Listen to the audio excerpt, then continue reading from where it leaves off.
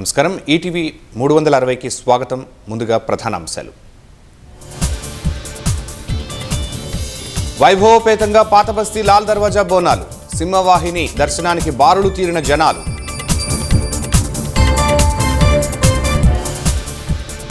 ప్రభుత్వం తరపున పట్టు వస్త్రాలు సమర్పించిన ఉప ముఖ్యమంత్రి, రాష్ట్రాన్ని చల్లగా చూడాలని అమ్మవారికి వేడుకోలు.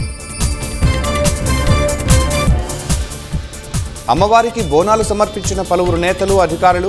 ఆలయం వద్ద 300 సీసీ కెమెరాలతో పోలీసుల పటిష్ట బందోబస్తు.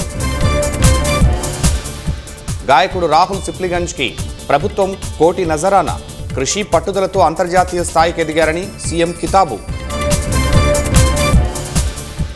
ఆదిలాబాద్ జిల్లా కేశవపట్నంలో ఉద్రిక్తత, మొక్కలు నాటేందుకు వెళ్లిన అటవీ శాఖ పోలీసు సిబ్బందిపై దాడి. జాతీయ భద్రతకు పార్టీలు సహకరించుకోవాలన్న ఎంపీ శశి థరూర్, దేశం కోసం నేతలు విభేదాలు పక్కన పెట్టాలని సూచన.